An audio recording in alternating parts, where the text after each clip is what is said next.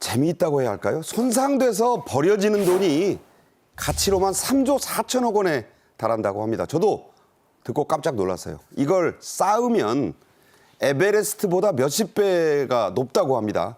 상상이 잘 안 돼요. 늘어놓으면 경부고속도로 서울 부산을 수십 번 왕복한다고 합니다. 그런 돈이 버려진다는 거예요. 돈의 요지경 속으로 들어가 보겠습니다. 자, 저도 뭐 돈 깨끗이 쓴다고 자부할 수는 없는데 불에 타거나 찢어지거나 구겨지거나 오염되거나 이렇게 손상된 돈 정말 엄청나군요. 그렇죠. 우리가 이제 한국은행에서 지폐를 발행하고 동전을 발행을 해서 시중에서 사용을 하게 되는데 쓰다 보면 뭐 망가지기도 하고 훼손되기도 하고 오염되기도 하고 그런 것들을 한국은행에서 수거를 해서 폐기를 하게 되는데 작년 같은 경우에 한국은행이 수거를 한 그런 돈이 3조 4천억 원 정도가 된다는 거거든요.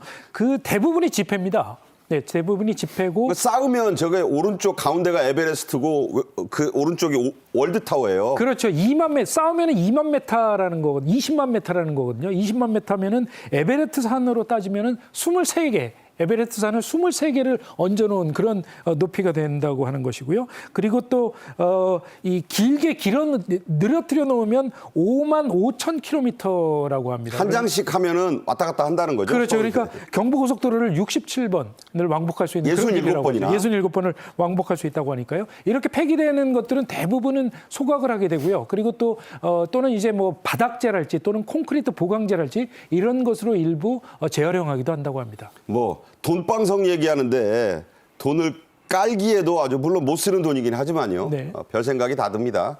이렇게 손상된 화폐는 자 바꿔줘요.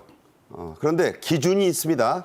아시는 분도 있고 모르시는 분도 있고 정확히 좀 말씀해 주세요. 가끔 뉴스에 나오죠. 뭐 돈이 장롱 속에 넣어놨는데 불이 탔다. 네. 그런데 이제 어떻게 다시 그 금액으로 돌려받을 수 있느냐 이건데 세 가지가 있어요. 하나는 전액을 돌려받는 거. 그 액면가 그대로. 100%? 네, 100%. 그다음에 절반이 있고 그다음에 제로. 딱 세 단계가 있어요. 그 세 가지밖에 네, 없어요. 세 가지가 있는데 이제 남아 있는 면적이 어느 정도냐 여기에 따른 건데 4분의 3 이상 남으면은 전액을 또 돌려줍니다. 그건 면적을 잘 따져봐야 네, 되겠네요. 면적을 이제 전체 지폐 중에서 4분의 3 정도가 남아 있으면은 나머지는 없어도 그 금액을 그대로 돌려주고 그리고 5분의 2 이상이나 4분의 3 미만이면은 절반만 줍니다.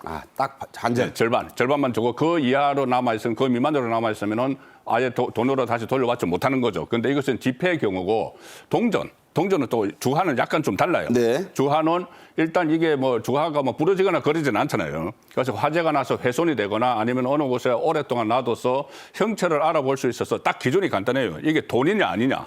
판별이 되느냐. 네, 돈으로 판별이 되느냐 하면은 그 금액 그대로 다시 교환이 되고 이게 돈인지 아닌지 모를 때는 그것은 아예 그 교환이 안 되는 그런 상황이 있는 것이죠. 그러니까 판별자의 시각이군요. 네, 그렇죠. 판별자의 시각. 그러니까 나름대로 한국은행의 기준은 있는 겁니다. 그래서 이렇게 돈을 교환을 했다는 뉴스들이 가끔 나오는데 지금 연못 저것은 어떤 사찰에 가면 연못 같은데 이제 돈을 던지면서 소원을 빌지 않습니까? 동자상에다도 넣고 네, 동자상에도 넣고 많이 넣고. 하죠. 외국에 가면 또 뭐 호수에다가 이렇게 하는 것도 있고. 트레비 분수에 저도 던져봤어요. 분수도 있고 그런 거 있죠.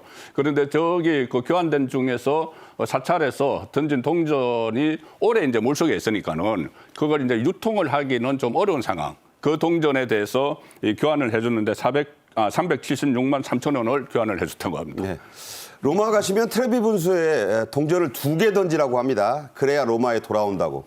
그런데 어떤 가이드가 그러더군요. 2번 던져야 돈을 하나 더 던지지 않겠느냐. 상술이다. 이런 얘기 들었습니다. 1974년부터 시작된 세계 화폐 박람회 돈 엑스포가 있습니다. 이게 올해도 독일의 베를린에서 지난 1월 말에 열렸습니다. 영상 보시죠.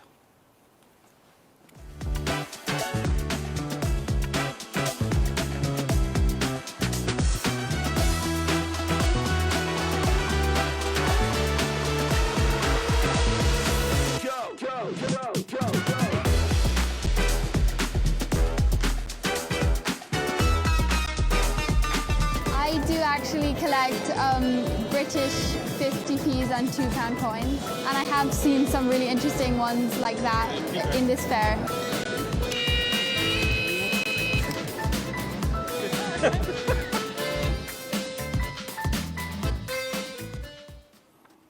저도 한번 가보고 싶습니다. 볼거리가 아주 많았는데 왕돈 그런 이름 가진 분도 있었어요. 특별한 주화가 눈길을 많이 끌었다고 하죠. 네, 주화가 뭐 상당히 뭐 화제가 되는 주화들이 많이 나왔다고 하는데요. 예를 들면 이제 캐나다 같은 경우에 아시다시피 이 단풍이 상징목 아니겠습니까? 메이플이죠, 메이플. 메이플이죠. 그래서 메이플 예술형 은화. 저게 돈이에요. 지금 화면에서 보고 계시죠? 저 메이플 은화입니다. 저게 10kg 짜리라고 하는데요. 근데 그게 다 은일까요? 주로 은의 성분이 많이 포함이 돼 있을 것이고 299개를 한정판으로 만들었다고 하고요. 딱 300개도 아니고. 그렇습니다. 지금 보시는 건 이제 스폰지밥이라고 해서 미국의 애니메이션 시리즈 주인공이죠. 작년이 스폰지밥이 방송이 된 지 25주년이었는데 호주가 저 스폰지밥을 주제로 한 그런 기념주화를 만들어서 또 상당히 어린이들에게 큰 인기를 끌었다고 합니다. 그리고 올해가 이제 뱀의 해이기 때문에 뱀을 상징물로 해서 그렇게 만든 그런 다양한 주화들도 많이 나왔다고 하는데 대체로 동전은 둥그런 모양인데 이렇게 다각형 모양이랄지 길다란 직사각형 모양이랄지 보석을 박은 이런 다양한 형태의 기념주화가 많이 발행이 돼서 관람객들이 상당히 눈을 즐겁게 했다고 합니다. 네. 서울에서도 하면 공부도 되고 레저도 되겠다 이런 생각을 해봤습니다. 한국은행이 발행한 기념주화에 우리 경제의 현재와 미래를 담았다고 하는데 어떻게 한 겁니까? 그렇습니다. 한국은행이 이제 작년 10월부터 시작을 했는데 앞으로 3년 동안 작년에 이제 처음 발행이 됐고요. 3년 동안 한국의 주력 산업의 역사, 의미를 담은 그런 기념주화를 발행을 하기로 한 건데요. 작년 10월에 발행한 게 조선 산업하고 반도체 산업을 주제로 한 기념주화가 역시 또 거북선 발행이 들어갔군요. 됐습니다. 지금 보시는 게 이제 반도체를 기념으로 한 거고요. 근로자가 저 웨이퍼라고 해서 반도체의 핵심 소재죠. 이 둥그런 반짝반짝 빛나는 둥그런 원판을 들고 일하는 모습이 찍혀 있고 뒤쪽에는 또 여러 가지 반도체와 관련된 그런 모습이 찍혀 있고 지금 이제 조선산업 같은 경우에는 LNG 운반선이 앞쪽에 찍혀 있고 저게 또 대표적인 특수선이잖아요. 그렇죠. 우리나라 이 조선산업의 원조라고 할 수 있는 그런 거북선이 뒷면에 또 새겨져 있다고 하는데 작년에 14,000개를 발행을 했는데 14,000개를 발행을 해서 선착순으로 판매를 했습니다. 선착순으로 신청을 받아서 판매를 했는데 5만 원짜리를 6만 5천 원에 판매를 했는데 한 달 만에 전부 팔렸다고 합니다. 소장 가치를 보고 하는 거니까 6만 5천 원, 15,000원 프리미엄이 붙은 겁니다. 가지고 있으면 뭐 몇십 배 될 거라는 기대감도 있겠죠. 조폐공사는 K컬처, K문화와 결합한 기념주화도 내놓아서 이걸 상당히 세계로 좀 판매할 생각도 있는 모양이에요. 네, 그렇습니다. 우리나라 이제 기반 시설 어떤 우리만이 갖고 있는 것이 있죠. K컬처, 뭐 K드라마, K팝 뭐 이런 것이 있고 또 K푸드 이런 것이 있기 때문에 그것을 활용해서 여러 가지 산업에 이것을 활용을 하고 있는데 지금 우리 결제 수단이 다 디지털화돼서 종이돈은 물론이고 더욱 저희들이 안 쓰는 게 완전히 그 주화죠. 동전이죠. 주화 쓴 지 오래됐잖아요. 네, 주화 쓴 지 오래됐습니다. 그런데 그 주화, 이 동전이 이 기념 주화로는 여러 번 나왔는데 이거 예술 작품으로 이게 완전히 변신을 한다는 거예요. 네. 예술 작품을 변신을 해서 일종의 주화 산업이라는 개념이 지금 새로 생기고 있는데 네. 특히 그 조폐공사는 우리나라 이 주화 쓰지 않는 주화를 새로 형태로 만들어서 K컬처하고 결합을 합니다. BTS도 넣고. 네, BTS도 넣고 그렇게 네. 해서 이 글로벌 콘텐츠로 지금 육성을 하는 그런 방안을 검토를 하고 있는데 앞으로 구체적으로 어떤 모양을 띌지는 지금부터 좀 더 연구를 하고 있다고 해요. 그래서 저는 뭐 예를 들어 브루노 마스하고 로제가 한 아파트 주화도 하면 네. 그거 성공할 것 같은데요. 그리고 응모를 한번 시켜보면 좋겠네요. 네, 한번 공모를 해서 외국에 아마 소녀들이 엄청 살 것 같다는 생각을 해보게 됩니다. 그럴 것 같습니다. 네. 네. 자, 그리고요, 이 방치된 조폐공사의 지하 벙커가 있어요. 무려 반세기나 이걸 예술품 수장고로 쓸 모양인데, 이게 아주 장점이 많다고요? 그렇죠. 경북 경산에 있는 수장고인데요. 그러니까 1,900평 정도 되는 지하 벙커입니다. 그러니까 전쟁이 났을 때에는 지하 벙커로 쓰고 평시에는 화폐를 보관하는 그런 용도로 쓰기 위해서 1975년에 준공을 했는데 쓸모가 없어서 지금까지 방치가 되어 왔었다는 것이죠. 그래서 우리 국립 현대미술관이 이곳을 미술품의 보관 창고로 수장고로 사용하는 방안이 지금 추진이 되고 있다고 하는데 이 국립 현대미술관 같은 경우에 때문에 지금 현재 수장고가 한 90% 정도가 이미 차 있는 상태라 미술품은 계속 늘고 있고요. 그렇죠. 그래서 수장고가 더 필요한 상황이었는데 마침 이 경북 경산에 있는 이런 지하 벙커를 활용할 수 있다는 아이디어가 떠올라서 지금 조폐공사와 같이 협의 중이라고 하는데 말씀하신 대로 지하 벙커 같은 경우에는 지하기 때문에 온도나 습도가 굉장히 일정하게 유지가 될 수 있겠죠. 돈 보관하는 데니까. 그렇습니다. 그다음에 또 이제 돈을 보관하는 곳이니까 보안 시스템이 굉장히 잘 갖춰져 있고요. 이런 우리나라 국보급의 미술품을 보관하기에는 상당히 안성맞춤인 그런 장소가 될 수 있을 것으로 이렇게 평가가 되고 있습니다. 네. 저희가 그 그림을 좀 보여드리면 좋을 텐데 비밀 수장고라 그림이 마땅치가 않습니다. 나중에 보여드릴게요. 조폐공사는 버린 돈을 돈이 되는 상품으로 거듭나게 하고 있다는데 어떤 겁니까? 일단 조금 전에 손상된 화폐 규모도 엄청났죠. 3조 4천억 예, 원. 3조 4천. 그런데 화폐 부산물이라는 게 있어요. 화폐 부산물은 이미 유통기한이 다 끝났어. 이제 더 이상 쓰지 못하는 돈. 그리고 돈을 찍는 과정에서 생기는 부산물.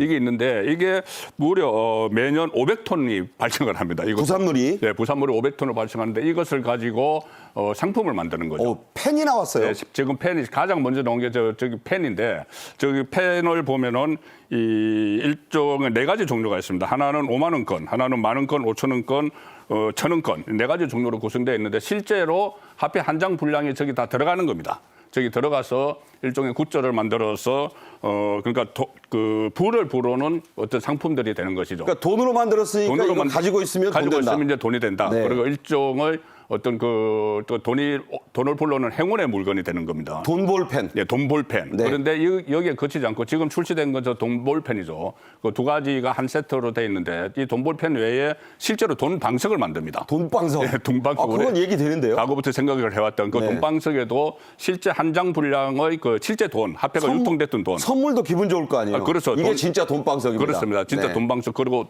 돈 쿠션도 만듭니다. 돈 쿠션. 돈 쿠션 그거 그리고 베고 자면 돈 번다. 네 그리고 돈 달력. 우리나라 사람들 그거 되게 좋아할 것 같아요. 좋아하죠. 그리고 색깔도 보면은 노란색이고 색깔이 아주 또 좋죠. 또 황금하면 또 좋아하고. 색이 돼 있으니까요. 네. 그래서 그리고 돈 달력도 만듭니다. 돈 달력. 네, 달력. 그래서 하여간 돈 붙으면 좋아하고 네. 중국 사람들은 팔자 붙으면 또 아주 대단히 좋아하지 않습니까? 예, 그렇게 좋아하죠. 네. 그전에는 이 부산물들을 다 그냥 불태워 없애버렸는데 소각을 했는데 소각을 하지 않고 저렇게 새로운 상품으로 만드는 것도 큰 아이디어가 되는 거죠. 네. 말씀만 들어도 가격만 적당하면 참 잘 될 것 같습니다. 부산물로 만드는 돈 상품 매력적이잖아요. 12년 전에 만들어진 위조 지폐가 아직까지도 돌고 있고 이게 또 잡히는 일도 있다고 합니다. 몇 원짜리입니까? 네, 그러니까 지금으로부터 12년 전인 2013년에 서울 광진경찰서에 위조 지폐범으로 구속이 된 김모 씨라는 사람이 있는데 네. 이 사람이 컴퓨터 디자인을 전공을 했다고 합니다. 네. 성남에 사는데 성남 근처에 이 작업실까지 차려놓고 상당히 정교하게 5,000원짜리를 5만 장, 네. 그러니까 2억 5천만 원어치의 위조 지폐를 만들어서 많이도 만들었네요. 그렇죠. 그걸 이제 8년 동안 생활비로 써오다가 네. 2005년부터 만들어서 8년 동안 써오다가 8년 만에 2013년에 검거가 됐는데 이 사람을 잡기 위해서 국정원까지 동원이 됐는데 8년 동안 못 잡았다는 것이죠. 8년이나. 그랬는데 잡히게 된 게 어느 슈퍼마켓에서 이 5,000원짜리 위조 지폐를 사용을 했었는데 그 사용했던 슈퍼마켓에 몇 년 뒤에 다시 가서 사용을 하게 된 것이죠. 그래서 그 위조 지폐를 알아본 그 슈퍼마켓 주인 때문에 검거가 됐는데 이 일련 번호가 77246이 포함이 돼 있어서 소위 77246 위조 지폐 사건이라고 합니다. 이름이 붙어 있어요. 77246은 다 위패다. 그렇습니다. 그래서 77246 5,000원짜리 이 지폐는 유심히 보셔야 될 것 같고요. 그래서 작년에 5,000원짜리가 75장의 위조 지폐가 발견이 됐었는데 이 중 상당 부분이 77246 위조 지폐였다고 합니다. 저게 또 화폐 수집가들 사이에서는요. 77246 컬렉션을 만들어가지고 파는 사람들도 있습니다. 물론 외국인데 그 외국 사람들은 위패를 거액으로 사요.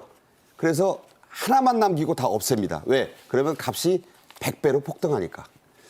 자, 그런 얘기도 좀 해드립니다. 요즘에도 위조 지폐 제작 시도가 참 많다고 합니다. 다만 목적, 권종, 또 제작 방식이 많이 달라졌다고요? 그렇습니다. 과거에는 고전적인 방법은 이 위조 지폐로 만들어서 좀 어두운 곳에서 고령층 상인들에게 이제 돈을 주고 어두운 곳에서 어두운 할아버지 곳에서 하고 할머니에게. 뭐 그렇게 하는 게 이제 고전적인 방법인데 지금은 아주 이거 규모도 상당히 커지고 했는데 최근에 그 40대에게 실형이 선고된 사건이 하나 있어요. 뭐냐면은 이 40대가 그러니까 5만 원권을 무려 9,188장을 위조를 했습니다. 컬러 복사기겠네요. 네, 컬러 복사기 그 복합기. 이 돈이 얼마냐면은 4억 5,940만 원인데 이 돈을 가지고 코인을 하나 사려고 했어요. 암호화폐. 암호화폐를 사려고 했는데 왜 그렇게 암호화폐를 사려고 하느냐 하면은 그 사려고 한 암호화폐가 돈 세탁에 주로 사용이 된다. 그러니까 그렇죠. 불법적으로 유통이 되는 거죠. 네네. 그러면 그 코인을 사면은 만약에 그 대가로 위조화폐를 줬는데 발각이 돼도 신고를 안 할 것이다. 아, 또 예.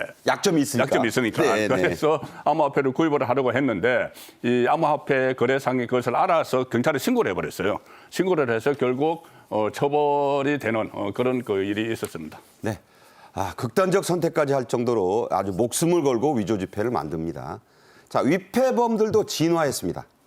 대면 거래, 만나서 주고받는 건 옛날 방식이고 SNS를 통한 판매 사례 늘고 있다고요? 네, 예전에는 대체로 이 위조 지폐를 만드는 위조 지폐범들이 직접 쓰려고 만드는 경우가 많았는데 요즘은 이제 정교하게 만들어서 그걸 판매하는 목적으로 만드는 그런 범인들이 많다고 하는데요. 예를 들면 작년 10월 같은 경우에 경비 구미경찰서에서 경북? 네, 네. 5만 원짜리를 3억 7천만 원어치 위조를 해서 이 위조 지폐를 SNS를 통해서 미성년자에게 팔려고 하다가 덜미가 잡힌 경우가 아, 있습니다. 주로 그 10대들에게? 그렇죠. 미성년자에게 5만 원짜리를 2,500원에서 3,000원에 판매를 했다는 거죠. 얼마를 20분의 1로 깎아주나요? 그렇죠. 그래서 요걸 팔려고 그러다가 이제 덜미가 붙잡혔는데 아무래도 요즘은 상당히 디자인 기술이 발달을 했기 때문에 정교하게 위조 지폐를 만들고 있는 데다가 SNS에서 판매를 하게 되면은 이 검거를 하는데 상당히 애를 먹을 수밖에 없죠. 그래서 상당히 요즘 경찰을 괴롭히고 있는 그런 수법들이 많이 나오고 있다는 거죠. 요즘 신사임당 순환 시대입니다. 그러니까 주로 만드는 게 5만 원권이에요. 이제 만약 10만 원권 만들어지면 어떤 분이 인물이 될지 모르는데 그분이 아마 이 위조 지폐의 집중 대상이 될 것이다. 이런 생각도 듭니다. 그래서 한국은행이 국립과학수사연구소와 함께 운영하고 있는 손쉬운 위조 지폐 확인 애플리케이션이 있습니다. 자, 어떤 거죠? 앱 이름은 알기 쉬운 위조 지폐 확인법입니다. 제목은 아주 확실하네요. 네, 말 그대로입니다. 그래서 각 건종별로 금액별로 해가지고 다 이렇게 방법이 다 달라요. 그래서 앱에 들어가면은 이것을 뭐 비춰보는 것도 있고 좀 만져보는 것도 있고 여러 가지가 있는데 저도 저것을 조금 전에 한번 설치를 해봤어요. 아, 진짜 해보셨어요? 설치를 해봤어요. 아, 되게 네. 재밌어요. 이렇게 비춰보면은 또 우리가 알지 못하는 숨은 그림 찾기 같은 그런 것들이 막 나옵니다. 그러면 그 카메라로 일단 비춰봅니까? 네, 그 앱을 여기 돈에다가 이렇게 대면 되죠.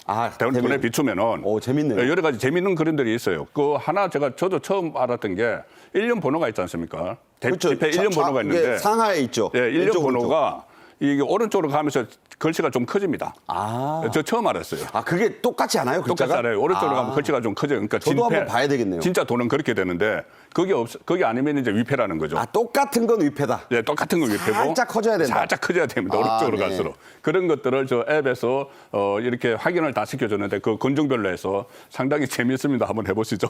네.